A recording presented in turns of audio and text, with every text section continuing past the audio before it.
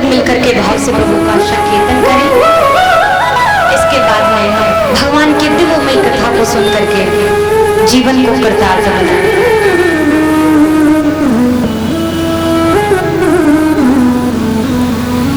श्री कृष्ण गोविंद हरे मुरारे, श्री कृष्ण गोविंद हरे मुरारे, हे नाथ नारायण वासुदेवा, श्री कृष्ण गोविंद हरे मुरारे,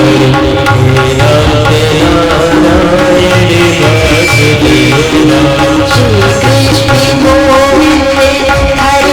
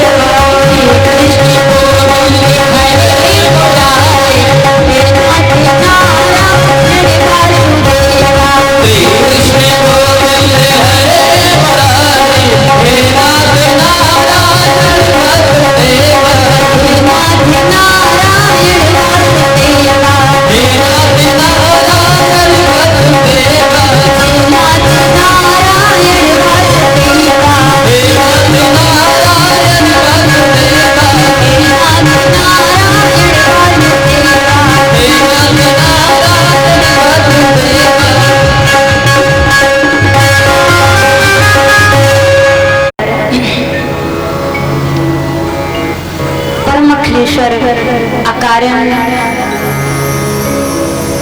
करुणा वर्णालय भक्तिवांछित कल्पतरु श्री विंदित भगवान कृष्ण की दिव्यमय कथा श्रीमद् भागवत कथा, जिसको सुनने के लिए हम सभी भक्तगण उपस्थित हुए हैं। आइए अपने अपने मन को, अपनी अपनी बुद्धि को भगवान श्री कृष्ण के चरणार बिंदु में लगाएं और बड़ी ही दिव्यतम श्रीमद् भागवत कथा को सुन करके जीवन को कृतार्थ करें, जीवन को सनाथ बनाए। कलुषकारिणी शिव भवतारिणी माँ अम्बा जगदम्बा पराम्बा के चरणों में नतमस्तक करते हुए इस व्यास गद्दी से भगवान शंकर जी को मेरा बारंबार कोटि कोटि नमन, इस दिव्य स्थान को मेरा बारंबार प्रणाम। दूर से आए हुए भक्तगण, समस्त माताएं और सभी के हृदय में एक ही परमात्मा के स्वरूप का दर्शन करते हुए वही हृदय में विराजमान प्रभु को मेरा बारंबार प्रणाम। आइए मैं आप सभी लोगों को भगवान के श्री चरणों से जोड़ूं, जिसके लिए हम सभी लोग बड़ी ललायत हैं। जैसा कि हम सभी भक्तों ने कल देखा कि हम लोगों ने कल बड़ी ही धूमधाम से समस्त माताओं के, समस्त भक्तों के सहयोग से कलश यात्रा को बड़ी धूमधाम से निकाला। खूब माताओं ने आनंद से कलश यात्रा का संपूर्ण आनंद लिया। सभी भक्तगण नाचते हुए सभी लोगों ने यात्रा को संपूर्ण रूप से विधिवत ढंग से विश्राम दिया। ये भागवत क्या है, ये कथा क्या है? ये भागवत बड़ी ही सौभाग्य से मिलती है। कहते मानव के जब जन्म जन्मांतर के जब पुण्य उदय हो जाते हैं, जब पाप नष्ट हो जाते हैं, जब शुभ कर्मों का जो फल होता है एकत्रित हो जाता है, तब कहीं जाकर के भगवान की कथा सुनने का सौभाग्य मिलता है। तो ये कथा क्या है? कथा का उद्देश्य क्या है? कथा का उद्देश्य एक ही है। क्या है? कथा का उद्देश्य ये है कि ये कथा जब हम लोगों को सेवन करने के लिए मिलती है ना, जब हम लोग बड़े ही भाव से कथा को सुनते हैं ना, तो ये कानों के द्वारा जाकर के हृदय में प्रवेश करते हैं, और जब हृदय में जाकर के प्रवेश करती है तब आनंद का अनुभव प्राप्त होता है। ये कथा प्रेम को जागृत कर देने वाली है। ये कथा प्रेम को आपस में जोड़ देने वाली है। भागवत में बड़ी ही सुंदर शब्द आए, 4 शब्द हैं, भा, गा, वा और ता। कितने सुंदर शब्द हैं। किसी ने पूछा कि इसका अर्थ क्या है? भा माने भक्ति, गा माने ज्ञान, वा माने वैराग्य और ता माने तारना।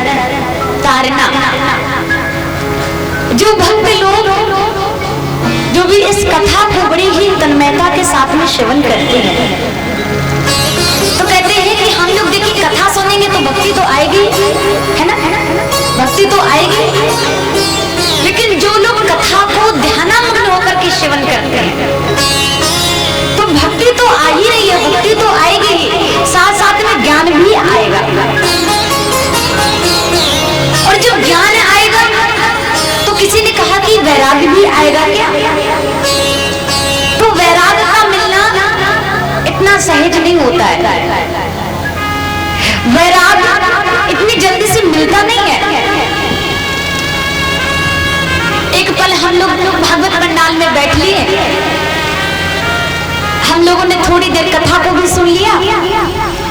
अब हम लोग सोचने लगे कि बस इस दुनियादारी से क्या लेना देना। होता है ना, कभी कभी कथा सुनते सुनते भाव परिवर्तित होने लगते हैं। ये सब सारा संसार झूठा है, सब माया है, तो वो वैराग नहीं होता है। किसी ने कहा वैराग्य क्या होता है? घर को छोड़ देना क्या वैराग्य हो जाता है? घर को त्याग देना क्या वैराग्य हो जाता है? तो हमारे संतों ने कहा कि घर को छोड़ देना वैराग्य नहीं होता है। हमारे श्री गुरुदेव जी भगवान एक बात कहा करते थे। एक श्रीमान जी थे और कहा कि एक बार श्रीमान जी ने कोई कारणवश घर का त्याग कर दिया। सोचा कि हम घर में नहीं रहेंगे। तो जब घर में नहीं रहे तो हमारे श्री गुरु जी के पास में आए। गुरु जी ने कहा चलो भैया हम आपको हरिद्वार लेकर के चलते हैं। अब देखिए वैराग्य कैसा होना चाहिए, आपको ये समझाना चाहती हूँ। तो जब उस व्यक्ति को हरिद्वार ले जाकर के पहुंचे तो व्यक्ति हरिद्वार में एक परमार्थ नाम का एक आश्रम है, तो उसी आश्रम में रहने लगे। महीना बीत गया, 2 महीने बीत गए। अब जैसे थोड़ा थोड़ा सा समय व्यतीत होने लगा तो एक बार श्रीमान जी को अपने घर वालों की बड़ी याद आ गई। अब मन ऐसा कर रहा है कि हम अपने नाती पोतों को देख लें, अपने बच्चों को देख लें। बड़ा समय हो गया अपने बच्चों को देखा नहीं है, बड़ा समय हो गया। तो आश्रम से निकलते निकलते गंगा जी के किनारे आकर के बैठ गए और वहीं पर महाराज बैठे रहे। अब बहुत समय हुआ तो गुरु जी ने सोचा कि चलो जो अभी अभी महाराज जी आए तो थोड़ा हमसे मिला जाए। आश्रम में तो कहीं नजर नहीं आ रहे, गए कहाँ? और कहा जिस समय महाराज जी को देखने के लिए श्री गुरु जी गए आश्रम में, देखा तो आश्रम में कहीं भी नजर नहीं आई। तो संतों से पूछा कि ये बताइए कि जो महाराज जी अभी नए नए आए हैं, संत बने हैं, कहाँ है वो? संतों ने कहा महाराज यहाँ तो है नहीं, बड़े समय से हमें भी नहीं दिखाई दे रहे हैं।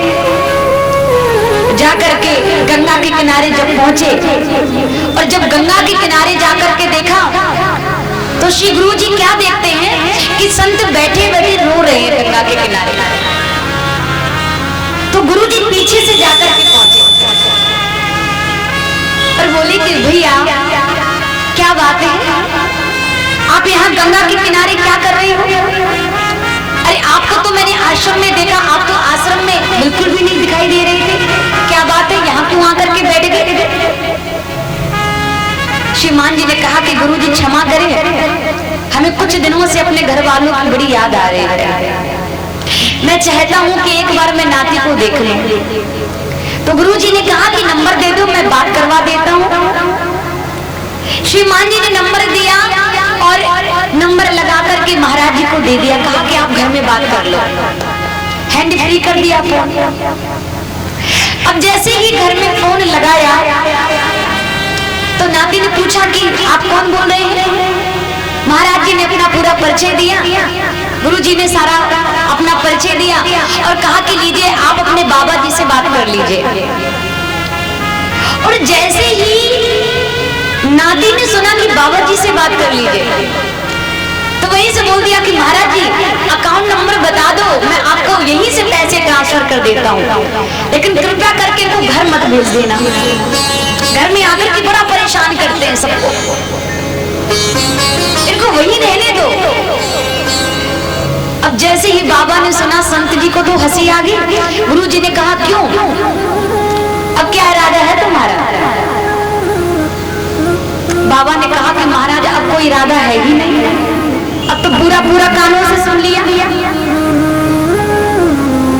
तो कहने का तात्पर्य ये है कि जीवन में वैराग्य सिर्फ घर को त्याग देना, घर को छोड़ देना वैराग्य नहीं होता है। घर का त्याग कर देना वैराग्य नहीं होता है। और अगर आप वैराग्य ना धारण कर पाए तो आप कम से कम राग ही धारण कर लीजिए। राग माने होता है प्रेम और वैराग्य माने होता है विछोड़। अगर आपको संसार वालों से कुछ करना है तो फिर आप संसार वालों से वैराग्य कर लीजिए। कितनी सुंदर बात है। अगर आपको वैराग्य करना है तो आप मन से संसार का वैराग्य कर लीजिए। और अगर आपको राग में बनना है, राग करना है, तो राग परमात्मा से कर लीजिए। और जब राग भगवान से हो जाएगा ना, जब प्रेम भगवान से हो जाता है ना, तो संसार की वस्तुओं से हमारे मन का त्याग हो जाता है। वे तो श्री गोविंद जी आते हैं और हमें तार देते हैं, वही तो तारते हैं। तो कहा कि वैराग्य कैसा होना चाहिए? कहा कि वैराग्य तो भक्ति का नाम है, निष्ठा का नाम है। संसार के पदार्थों से दूर हो जाना वैराग्य नहीं हो जाता है। और ये कथा हमें कब मिलती है? ये कथा तो हमें बड़ी ही सौभाग्य से मिलती है। भाग्यो देने बहुजन समर्जिते सत्य संगमं च लभते पुरुषो यदा वै। भाग्यो देने बहुजन समर्जिते सत्य संगमं च लभते पुरुषो यदा वै। कहा कि भगवान की कथा तो हमें बड़ी सौभाग्य से मिलती है। पुनरपि जननम पुनरपि मरणम पुनरपि जननी जठरे शयनम। हम लोग ये विचार कर रहे हैं कि हम लोग पहली बार आए हैं इस पृथ्वी में, लेकिन नहीं, विचार करिए हम लोग पहली बार नहीं आए हैं। 84 लाख योनियां आए, पता नहीं कितनी बार आए और कितनी बार चले गए। पता नहीं कौन कौन से रूप धारण करके आए और आकर के अपने अपने समय को बिता करके चले गए। लेकिन अब की बार जो हमें ये भगवान की कथा मिली है ना, ये तो बड़ी ही जीवन को धन्य बना देने वाली कथा है। ये तो जीवन को सरल बना देने वाली कथा है। ये जीवन का उद्धार करने के लिए मिली है। ये कथा क्या कराती है? कहा कथा ये व्यक्तियों को मिलाने का कार्य करती है। हृदय में परस्पर सौहार्द, हृदय में प्रेम को जागृत कर देने वाली ये श्रीमद् भागवत कथा है। किसको किसको मिलती है? कहा जिसके बड़े भाग्य होते हैं, जो कथा के अधिकारी होते हैं, ये कथा तो उन्हीं को मिलती है, देवताओं को नहीं मिली। कहा कब नहीं मिली? कहा एक बार समुद्र मंथन हो रहा था, तो समुद्र मंथन में जब 14 रत्न निकले तो 14 रत्नों में अमृत भी निकला है। देवताओं ने अमृत को लिया और अमृत को लेकर के ब्रह्मा जी के पास में पहुंच गए। ब्रह्मा जी के पास में जाकर के पहुंचे तो ब्रह्मा जी ने देखा कि आज देवता लोग आए हैं। तो ब्रह्मा जी ने देवताओं से पूछा कि तुम्हारे आने का कारण क्या है? देवताओं ने कहा कि देखो हम अमृत लेकर के आए हैं, और जो इस अमृत को पी लेता है ना, वो जन्म और मरण के चक्कर से हमेशा हमेशा के लिए मुक्त हो जाता है। तो ब्रह्मा जी ने कहा कि आप ऐसा अमृत लेकर के आए हैं जो जन्म और मरण की ये चक्र से हमेशा हमेशा के लिए मुक्ति दिला देता है। लेकिन जो भागवत रूपी अमृत है ना, अगर ये अमृत मिल जाए तो ये हमेशा हमेशा के लिए हमें अमर बना देने का कार्य करता है। ये अमृत प्रदान करा देने वाला है। तो कहाँ मिलेगी? तो ब्रह्मा जी ने कहा कि चलो हम आपको लेकर चलते हैं। गंगा के किनारे शुभदेव जी राजा परीक्षित को कथा सुना रहे हैं। सभी देवता आ गए ब्रह्मा जी के साथ में, और देवताओं ने जाकर के प्रार्थना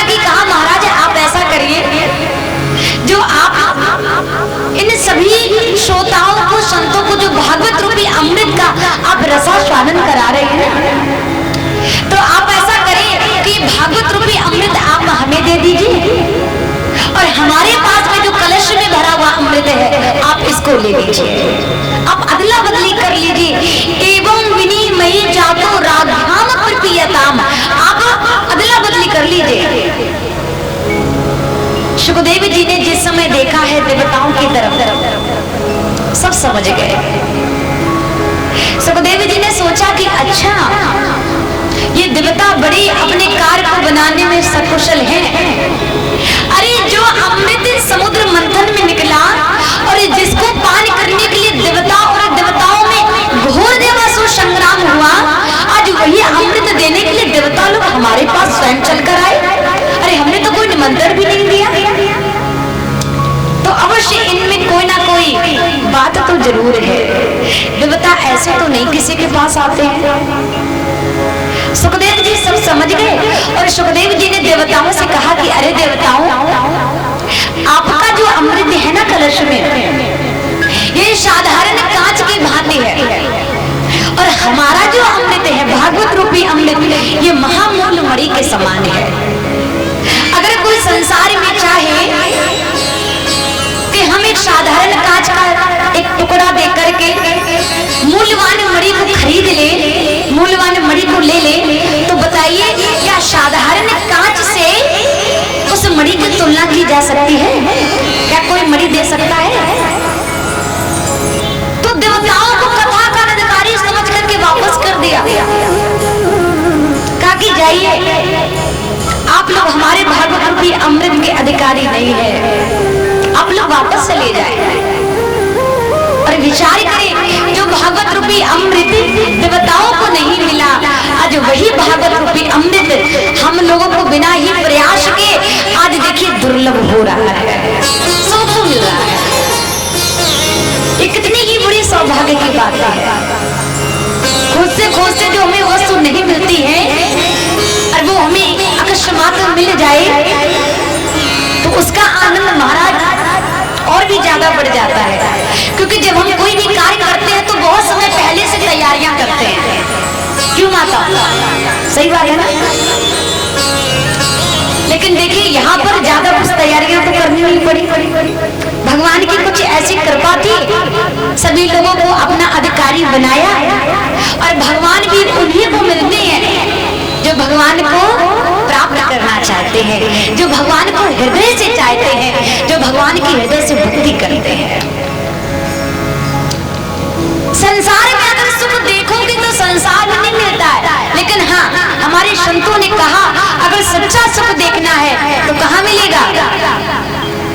मिलता है सच्चा सुख केवल। सच्चा सुख कहाँ मिलता है? कि मिलता है सच्चा सुख केवल भगवान तुम्हारे चरणों में मिलता है सच्चा सुख केवल भगवान तुम्हारे चरणों में। सभी लोग आइए। केवल भगवान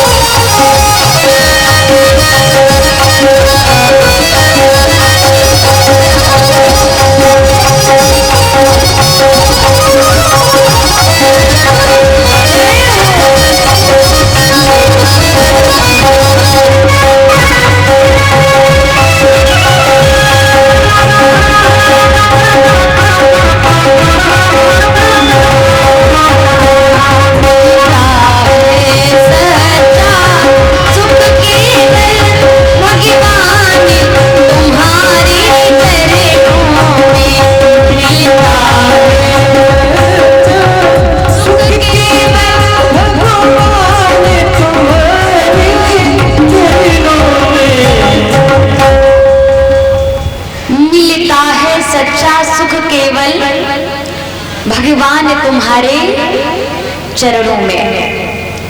ये बड़ी ही सौभाग्य की बात कि देखो आज भगवान के चरणों में हम सबका समय व्यतीत हो रहा है। आइए हम सभी लोग भागवत के प्रथम श्लोक में प्रवेश करें। बड़ी दिव्यतम भगवान की यह कथा है। भागवत का प्रथम श्लोक हम सभी लोग सेवन करेंगे। जो गा सकता है वह गाएगा और जो नहीं गा सकता है वह भाव से सेवन करेगा। सुने। श्री सच्चिदानंद रूपाय विश्वोत्पत्त्यादि हेतवे तापत्रय विनाशाय श्री कृष्णाय वयं नमः। श्री कृष्णाय वयं नमः। श्री सच्चिदानंद रूपाय विश्वोत्पत्त्यादि हेतवे तापत्रय विनाशाय श्री कृष्णाय वयं नमः। कितना सुंदर भागवत का प्रथम श्लोक है। सच्चिदानंद रूपाय। सच्चिदानंद में 3 शब्द हैं। सबसे पहला जो शब्द है वह कौन है? सत। दूसरा शब्द चित और तीसरा शब्द आनंद। तो किसी ने प्रश्न किया कि ये सत्य क्या है। अच्छा आप लोग यह मुझे बताएं, मेरा आप लोगों से प्रश्न है कि आप लोग तीनों में से किसको स्वीकार करना चाहेंगे? आप लोग सत्य को स्वीकार करेंगे या चित्त को स्वीकार करेंगे या फिर आप लोग आनंद को लेना चाहते हैं? क्या चाहिए आपको बताइए। सत्य को। क्या बात है। किसी ने प्रश्न किया ये सत्य क्या है? सत्य माने होता है, पहले हम लोग समझें सत्य है क्या। सत्य माने जो सदा स्थिर रहने वाला है, जो सदा स्थिर रहता है, वो क्या है? वो है सत्य।